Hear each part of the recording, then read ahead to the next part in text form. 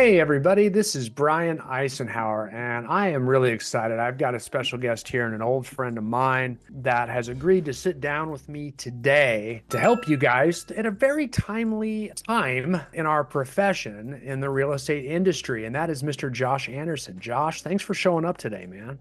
Hey man, thanks for having me. I appreciate it. Yeah, and I want to make sure you guys know, if you don't know who Josh is the owner and founder and the manager of the Anderson Group in Nashville, Tennessee. And this is a powerhouse group, and it has been for decades. He's been 18 years in the business. What I love about his team is their focus on their people and their quality.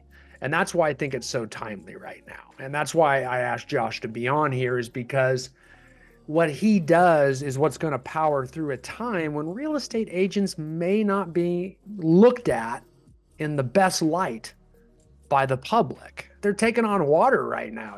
People are talking about these commission hungry agents and they got to not make so much. And I can tell you, it's not because of Josh or his team. They actually do 135 million in volume per year.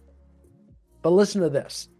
Their attention to detail is amazing. The way they love on their clients is amazing. And here's why. Right now, Josh has 6 agents on his team and he has 5 admin support staff. That's almost a 1-to-1 ratio of support that he's got going. Typically, Josh's agents sell 40 to 45 transactions per year per agent. And I mean, you can imagine how hard that would be to do normally. But with the support that Josh and his team provides to his agents, they're able to love on them, add value to them, demonstrate the highest levels of professionalism. And I asked Josh to come on because I want him to share some of the ways he does that and how he cultivates so much repeat and referral business from his sphere of influence, his SOI database. So how about a little less of me and a little bit more of Josh? So, Josh, why don't you tell him some of the tricks and tools that you've used and you're going to continue to use to survive this crazy time? Yeah, I appreciate that introduction. It's, to me, buying a house isn't something. It's not like going to Walmart or Target and just picking something up off the shelf. It's a big decision. It's most people's biggest decision financially, and it's about their family. Or proximity to work and all these things. So it's really important that it's not transactional and it doesn't feel that way for the client. And so I just always thought, what can we take from Disney and some of these places that have really good customer experience or client experience. And so we always do at least a quarterly client event. We have 1 or 2 that always stay the same, and then we also have 1 or 2 that rotate. It could be movie nights, it could be a fall fest, it could be and then micro events that could be something like a Pi Day, which was March 14th, and we did that at our office, and had about 75 to 100 people come through, and it's just giving back where we live. We do a lot of nonprofit, a lot of volunteering. We just try to stay really active in the community. We do giveaways for our clients on a monthly basis. And so we basically take dollars instead of buying leads. We take it and put it back toward our client events to love on our clients more. And, the thought there is our database is big enough that we don't ever really have to buy leads if we take care of our clients. I like that. Let's talk about where some of that business comes from within your sphere of influence. What are the different segments that are generating business for you and some of the activities you do? Yeah, so some of it is every agent has their own sphere. We market to their sphere for them. And we do a lot in the background as far as having like a database manager. We have partnerships with other agents around the country. We have clients that are moving to other areas, and we have people that are coming here constantly, and agents call us, and we've gotten 3 or 4 this week already, just for different agents around the country. And so we do probably 50 to 75 closed deals a year from agent referrals. We do another 30 to 40 deals a year from our Google reviews. So we have 911 5-star reviews right now. And we've worked really hard to get those. We get them from past clients. We get them from the agent partners that refer us, and just people in our database that know, either have worked with us personally or know who we are in the community. Yeah, to get those types of reviews, I mean, that's a focus on quality. I mean, you've got to ensure that quality is being delivered, and then that you're following up too to make sure the review happens, and of course following up to ensure that that everybody's happy, and Yep. there's any way we can further help, which is pretty impressive. I mean, I don't know about you, there was a time. So for those of you that are agents out there, a couple things. This is just from my own personal. Number one, I'd be following Josh on Instagram and Facebook, because you can watch him do a lot of this and emulate it in your market, right? So I'd be following Josh Anderson and/or the Anderson Group on both Instagram and Facebook, so you can watch it and emulate it. I mean, cyber stalk him a little bit, love on him, but at the same time, copy it. He's not in your area necessarily. And as you do that, you can see it. Other agents, man, I'd be joining his team. That's number two. I'd be like banging down his door, because on average, his agents are doing 40 to 45 transactions typically year in, year out. That's usually an improvement for most people. And number three, when you're referring clients across the country, I can't believe people like go into Facebook groups still and say, "Hey, I need an agent in New Mexico and Santa Fe." And then someone says, "I know an agent in Santa Fe," and it's the first agent that reaches out. How do you know that agent is any good? Why don't you just type into Google agents in Santa Fe and look for the one with the most reviews? Yeah, I don't understand the Facebook groups. It is what it is. But I think the big thing with it's just the idea of like, why go out and constantly have to find new clients if we can just take care of the ones we have? It's easier. They already know us, like us, and trust us. It's less expensive typically to keep a client rather than acquire a new client. And so it just always made sense to me. And I know there's teams out there that, buy 100% of their leads, and they're a Zillow team or whatever it is. And that's fine. There's nothing wrong with it. It's just, it's always going to be transactional. You're always looking for new business. And we just dig into our database every day and make phone calls. And, I think one of the big things is, as basic as it is, most of the things that are basic are the things that work the best, and people typically don't want to do them. But it's just keeping your word. If you tell your client you're going to do something, or anybody really, just little things like, "Hey, we've got a vendor list." I know people always need a handyman or a plumber and of course they can Google it. They can go to Angie's List. They can go wherever they want, but we've already worked with them. And we've already vetted all these vendors for them. We've used them personally, as well as, dozens of clients have used them. And so those relationships with vendors are really important to be able to pass along to our buyers and sellers. And don't those vendors give you business too? I mean, they're a segment of your database as well. They want to use you. They want to refer their people in their sphere of influence to you too. There's kind of a give and take there, right? Yep. And I want to make sure you guys hear one real important thing, especially you team leaders out there. Listen to what Josh said about the difference between working your sphere of influence and purchasing leads, which are basically business that you don't know. You don't know these people. Now, I do want to clarify before I go into this. I don't think that buying leads is bad. We coach and train everything. However, buying leads for agents on your team is a supplemental thing. Like, if they don't have a database built yet, I'm okay with getting them some leads so they can pay the bills, but it better not be in lieu of them building their sphere of influence database. As they build that up, I mean, and how Josh does that for them. He's coming from abundance here. He's not worried that if he helps them build their database, that they're going to move on and leave them. That's scarcity-based thinking. He's helping them build their independent business, to not be dependent on him, to not be dependent on leads. There's a lot of team leaders out there who think, "No, I just want them to be dependent on the leads I give them. Last thing I want them to do is be successful in their own right." And that is really, really rough leadership, gang. So I love how Josh is actually truly investing in the growth and the development of his teams, and trusting on his team structure to continue to provide the value, and his own leadership. So and that's another thing that I think we do internally quite a bit is the ongoing training and support. This NAR thing, for example, it's going to change the game a little bit, and it's going to be confusing for a lot of people. And I think it's getting out in front of it, and all kind of talking and walking the same with regard to the conversations that we're having. But really, at the end of the day, it's, with regard to the NAR deal, it's we just got to continue how to add value. Like, it's different for everybody. It might be something as simple as a pop by or just making a phone call to a past client. Other times, and we have to ask our clients, like, what does value mean to you? Right? It's different for everybody. It might be, sending them an annual or a quarterly home value that, more like what a financial advisor does for their clients. And I think we need to stop being just realtors and be more of advisors and consultants with our people. Yeah, be seen as a true professional in the marketplace.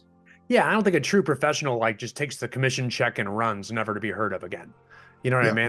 And too many, and that's truly transactional, because once that transaction's done, they are a ghost. And the fear of following up is what inhibits so many of them. I would have a fear of not showing enough customer service post-transaction. And that's what you guys have mastered. And you've got a team to support that and help that and continue to add value and continue to advise about the deal, to advise about the value of their home, the values in their neighborhood, follow up HUD closing statements. You keep going and going and going, which is just the key. And I think that, one of the things I thought early on is, if I accept a commission check, it's my responsibility to follow up with them forever.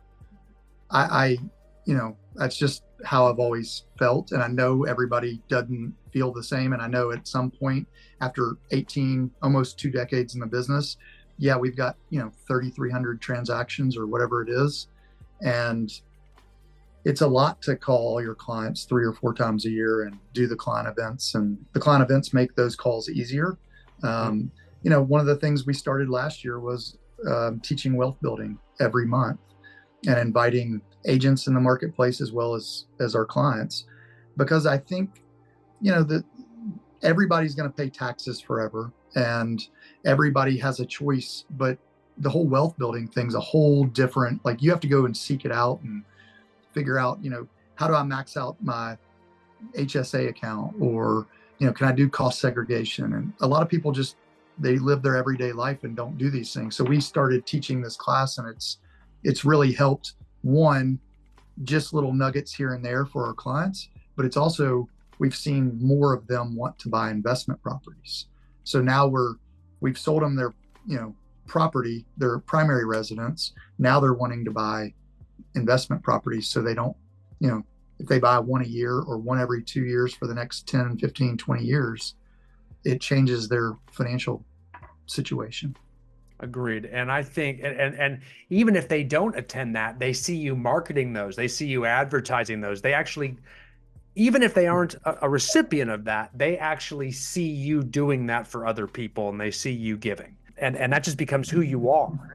And for the agents out there, now that agent commissions are in the news, and albeit commissions have always been negotiable, now there's this new perception, albeit a false one, that they're somehow more negotiable than they were before. Agents there are agents out there saying, well, what do I do? I'll tell you right now, if you are an agent that has 900 plus Google reviews and are working with past clients that have already experienced your value and that are constantly receiving love and information and help like you do, it's a lot easier to defend and say that you're a full service brokerage and to defend a commission. Here's what I do. I'm not a discount broker. I'm a full service, and they see it. You don't even need to utter the words. They know that when you sit down in a listing appointment or in a buyer consultation appointment. Well, and this NAR lawsuit is going to require more agents to have, spelled out commission structures and menu of services. So ours is called our arsenal of offers. But we've had these we've literally had these things for years, way before this was ever a thing. But, we've got, for example, a concierge program, and our concierge program helps people fix up their house. And they just, there's a lot of people that have a lot of equity in their property right now, but they don't have a lot of cash flow. And they pay us back at closing. It's a zero interest loan for them. It helps us secure more listings. I mean, there's just all kinds of things in there that we do. That's great. I like it. It's just, tell me about the arsenal of offers. That sounds like a monster truck rally. Arsenal. Yeah. I mean, it's really just a menu of services. We've got them specific on the buy side, and then we've got them specific on the sell side. So I think one of our big value propositions on the buy side of the business is, we're in Nashville, and we're a pretty popular, trendy city right now, and have been for the last 5, 7, 10 years.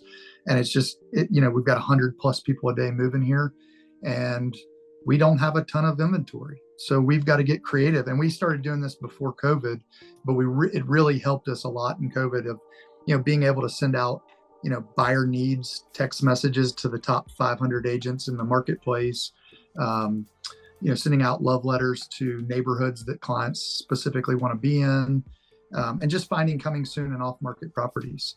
And, just setting somebody up on an auto notify or a listing alert is just not enough in today's market. We got to be really proactive rather than reactive. And one of the cool things about all that is people go, well, I don't have the leverage in place. And I think that's where we're going to see more agents are going to have an option to continue to flounder, or they're going to get out of the business, or they're going to join a team. And, what I realized was, if we want to be able to do all these things, it all needs to be done administratively. So our buyer needs, all those emails and text messages and letters get sent out by our administrative team. So our support staff is constantly doing those things in the background.